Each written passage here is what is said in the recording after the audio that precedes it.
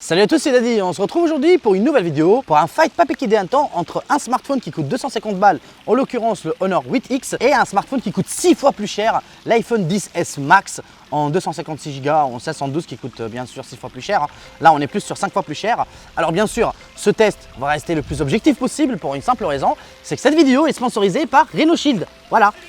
Merci Reno. Voilà, tout simplement parce que les smartphones, bon, le Honor m'a été prêté directement par la marque Honor et l'iPhone a été acheté, tout simplement. Donc voilà, j'espère être le plus objectif possible. Vous n'avez pas besoin de m'écrire dans l'espace commentaire que j'ai été payé par Honor ou par Apple pour dire ce que je pense. Voilà, je reste le plus objectif possible dans cette vidéo. Alors bref, avant de rentrer dans ce fight, bien sûr, comme j'ai dit, je remercie Reno et vous aurez cette semaine, bien sûr, une vidéo dédiée à leur coque. Bon, aujourd'hui, bien sûr, j'ai tiré au lot la Solid Suite pour vous en parler comme ça rapidos à la fin de la vidéo. Et vous aurez bien sûr tout le reste parce que j'en ai à peu près 6 coques à vous en parler dans la prochaine vidéo qui est dédiée à la personnalisation de votre iPhone XS Max parce que c'est quand même pas donné et mieux vaut le protéger. Bon, bien sûr, n'hésitez surtout pas à aller voir dans la description, vous avez le lien de la description des produits. On sait jamais si ça vous intéresse, n'hésitez pas d'aller checker ça. Bon, revenons à notre sujet maintenant. Alors pour commencer ce fight, je me suis dit le plus important, que le premier abord qu'on a d'un smartphone, c'est son design. Il y a quand même 6 fois le prix qui différencie les deux. Est-ce que c'est autant perspectible dans le design? Et ben en toute honnêteté, pas du tout. Mais genre vraiment pas du tout. Alors pour commencer, les deux embarquent un dos en verre. À l'avant, bien sûr, c'est du verre et sur les contours, vous avez de l'aluminium sur le 8X et vous avez de l'acier inoxydable sur l'iPhone XS Max. Bon, l'iPhone il est un peu plus lourd, même s'ils embarquent exactement la même dimension de taille d'écran. Vous avez de l'OLED sur l'iPhone XS Max et vous avez de l'IPS sur le Honor 8X. En termes de design, ça va peut-être vous faire marrer, mais le Honor 8X n'a pas de montant pour un smartphone. À 250 €, je peux vous dire que c'est une marque qui vient de bouleverser les codes. Vous avez une marque qui l'a fait, c'est Oppo, avec le Oppo Find X que je vous ai déjà testé dans la chaîne. Et mis à part lui, il n'y a aucun smartphone Android qui a supprimé le montant. Et le premier qui arrive et qui bouleverse les codes du marché, c'est ce Honor 8X qui supprime le montant pour 250 balles. Est-ce que vous imaginez la prouesse que Honor a réussi à faire? Parce que mine de rien, c'est pas rien du tout.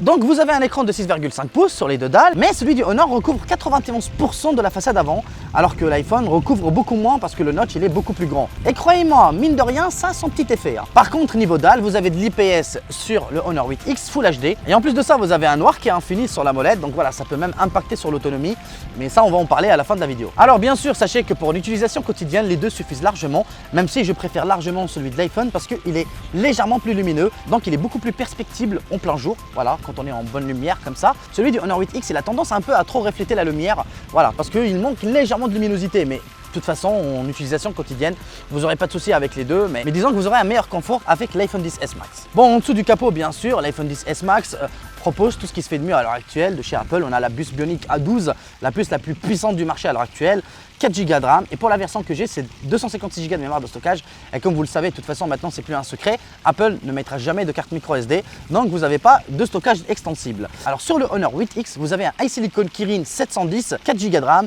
ou 6, ça dépendra des pays. Vous avez 64 ou 128 Go de mémoire de stockage extensible via une carte micro SD jusqu'à 400 Go. Ce qui est pas mal, vraiment pas mal du tout. Alors en termes de performance, il n'y a pas débat. L'iPhone, il est beaucoup plus puissant sur le papier. Et même en utilisation, on sent quand même que l'iPhone, il est un peu plus fluide. Et le seul problème que j'ai en ce moment, c'est que j'en ai déjà parlé sur Twitter. Je ne sais pas où on va aller avec des puces aussi puissantes parce qu'avec la 710, on peut jouer au même jeu avec quasiment, je ne dis pas exactement, je dis quasiment la même fluidité. Ça marche aussi bien. Vous pouvez jouer aux jeux les plus puissants et les plus gourmands, par exemple sur Asphalt ou BUPG ou Fortnite. Enfin, pour l'instant, il n'est pas encore disponible sur Android, mais dès que ça viendra, je ne pense pas que vous allez avoir des soucis, même avec le Honor 8X. Donc, uniquement un iSilicon 710, surtout avec le GPI Turbo. Franchement, en termes de performance sur les jeux vidéo, ça marche super bien. Pour 250 €, c'est plus qu'honorable. Ça marche plutôt super bien. Donc voilà, vous n'êtes pas obligé de mettre, par exemple, le même tarif que sur l'iPhone pour avoir un smartphone qui tourne plutôt bien en termes de jeux vidéo. Vous avez compris le délire. Après, bien sûr, vous aurez toujours plus de confort d'utilisation sur un iPhone plutôt que sur ce Honor. C'est plutôt logique. Voilà. Alors, avoir de bonnes performances ne fait pas tout sur un smartphone. Je pense que même si les deux restent très fluides, surtout l'iPhone, bien sûr, pour le prix, ça se fait normal. Mais disons que je pense que l'un des points les plus importants qu'on peut avoir sur un smartphone, c'est la partie audio. Alors sur l'audio, sur l'iPhone, vous avez un son stéréo. Il est ultra badass. Par contre, voilà, parce que je considère cette vidéo plus ou moins comme un test de l'iPhone en même temps, on n'a pas de basse, on a zéro basse, genre vraiment zéro. Je ne comprends pas pourquoi déjà Apple n'a pas pensé à rajouter juste un peu de basse ou au moins avoir un effet de basse. C'est dommage, le son il est extrêmement plat sur l'iPhone, même s'il reste extrêmement clair et perspectible et surtout hyper puissant. Mais ce manque de basse, on le ressent vraiment, c'est plutôt dommage. Sur le Honor 8X, vous avez un son mono qui sort uniquement du bas. Le plus important, c'est qu'il est plus ou moins équilibré. Vous ressentez la basse, même si l'iPhone manque de basse, je préfère quand même celui de l'iPhone parce qu'il est quand même plus puissant et surtout plus clair et plus homogène. Voilà, vous avez compris. Et encore une fois, il manque les basses, n'oubliez pas. Sur la partie audio directement sur le téléphone, c'est l'iPhone, logique.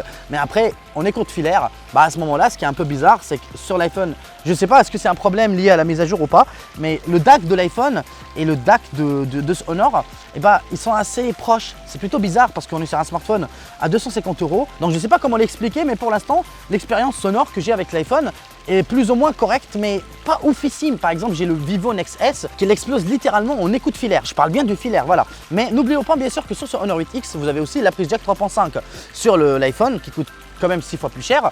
Malheureusement, vous n'avez même pas de adaptateur fourni. Alors, Apple se sont dit, ok, c'est l'un des produits qui se vend le plus chez Apple. Et bien vous savez quoi, pour vendre un peu plus, on va le retirer de la boîte. Voilà, on va le retirer de la boîte, c'est plus simple comme ça. Tout le monde est tranquille.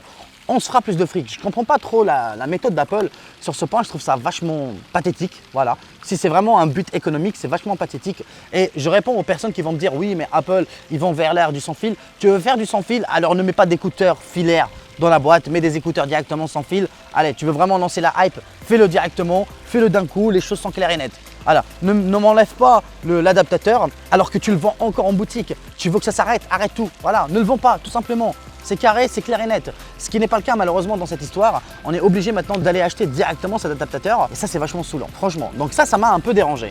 Mais bref, on va pas rester directement sur l'audio. On va parler quand même d'autre chose parce que ce fight n'est pas encore fini. Alors place au placement maintenant. Merci encore à Rhino Shield d'avoir sponsorisé cette vidéo. Et pour revenir à notre sujet, voilà, personnellement, j'aime beaucoup la Solid Suite que je trouve assez rigide. Voilà, très sympa. Franchement, il faut savoir que ces produits-là utilisent les mêmes produits qu'on peut trouver sur les produits militaires. Donc ça promet une résistance plutôt au choc qui est quasi oufissime. Vous avez une résistance au choc jusqu'à 3 mètres, donc ce qui est vachement intéressant, voilà. Et en plus de ça, vous avez plusieurs designs qui sont totalement différents. Et en plus, le plastique qui est utilisé, ou disons le produit qui est utilisé pour les coques, il n'est pas nocif pour la santé parce qu'on a tous un enfant à la maison, enfin pour la majorité, voilà, même vous étiez peut-être un moment un enfant. On n'est pas adulte, donc on ne sait jamais, il y a beaucoup de gamins qui jouent avec les coques, etc. à la bouche. Sachez que ce n'est pas nocif pour la santé. Bon voilà, c'était un bref débrief sur les coques. Sachez qu'il y a une vidéo qui sera dédiée à ça la semaine prochaine, donc ça sera encore mieux. Mais n'hésitez surtout pas d'aller regarder en description, vous avez mon lien. Vous avez peut-être aussi un code de promo, je l'ai oublié, j'en suis pas sûr. Si vous avez un code promo, il est en description. Voilà, tout simplement. Allez, à tout à l'heure. Alors, sur le plan de la photo, on retrouve un capteur de 16 millions de pixels à l'avant sur ce Honor 8X. Sur l'iPhone, vous avez un capteur de 7 millions de pixels. Alors, à l'arrière, sur le Honor 8X, vous avez un capteur de 20 millions de pixels, c'est le capteur principal. Le second, c'est un capteur de 2 millions de pixels qui est là uniquement pour gérer l'effet bokeh. Donc voilà, pour rajouter cet effet de perspective et de calculer un peu le flou, le détourage. Vous avez compris. Alors, sur l'iPhone, vous avez un double capteur à l'arrière de 12 millions de pixels. Le premier qui est un grand angle, le second qui est un zoom x2, donc un équivalent téléobjectif de 54 mm ou 55, voilà pour être précis. Donc voilà, maintenant sur la photo, il n'y a pas débat, même sur la vidéo, il n'y a pas débat.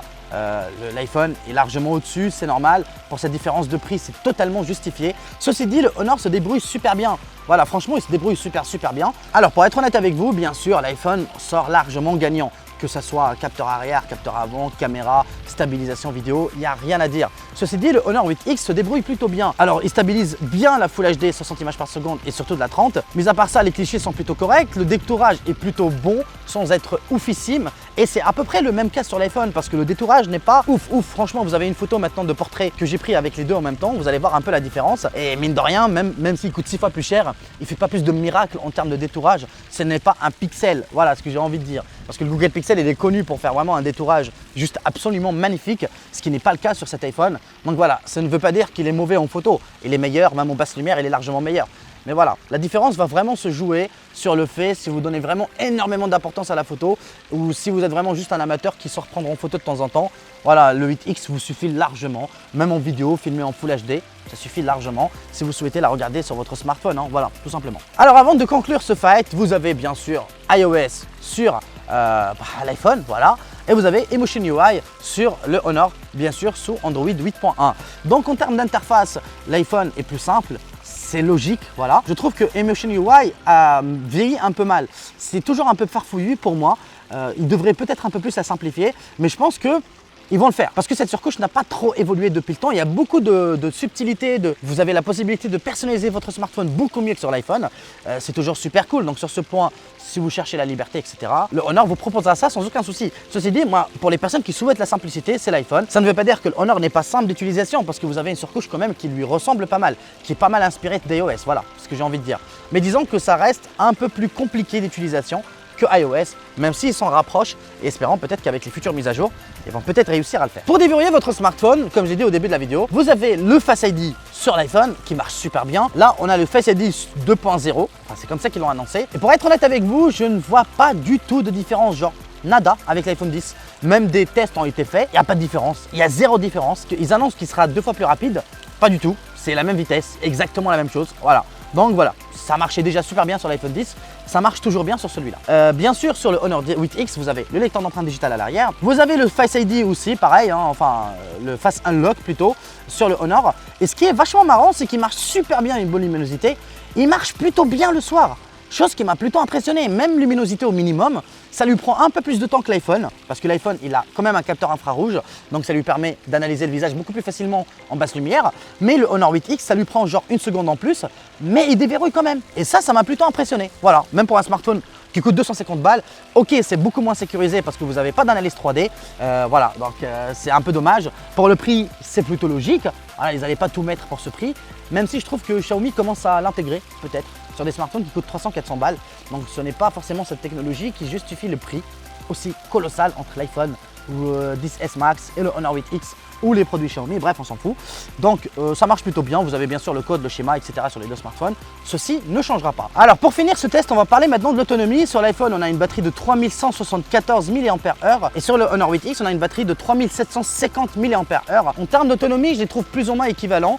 Ce qui est vachement impressionnant déjà sur le iPhone 10 quand même qu'il a une batterie plus petite, mais il a une meilleure gestion d'autonomie. Déjà il a un écran OLED, donc ça bouffe beaucoup moins d'autonomie que le Honor 8X. Un processeur qui est gravé sur 7 nanomètres, donc ça lui permet encore plus d'économiser d'énergie, tout en étant plus puissant. Donc voilà, c'est vachement impressionnant sur ce point. Ceci dit, l'autonomie de l'iPhone n'est pas la plus impressionnante que j'ai vue, même si elle reste déjà nettement meilleure que celle du Galaxy Note 9, du Galaxy S9 Plus par exemple, et de plein d'autres smartphones, mis à part mon Vivo et mon Oppo Find X qui tiennent largement mieux. Mais voilà, en termes d'autonomie, il est excellent. Mine de rien, ce Honor 8X, il tient super bien aussi. Donc on est quasiment sur une autonomie plus ou moins équivalente, sachant que, bien sûr, le processeur, il est gravé sur 12 nanomètres.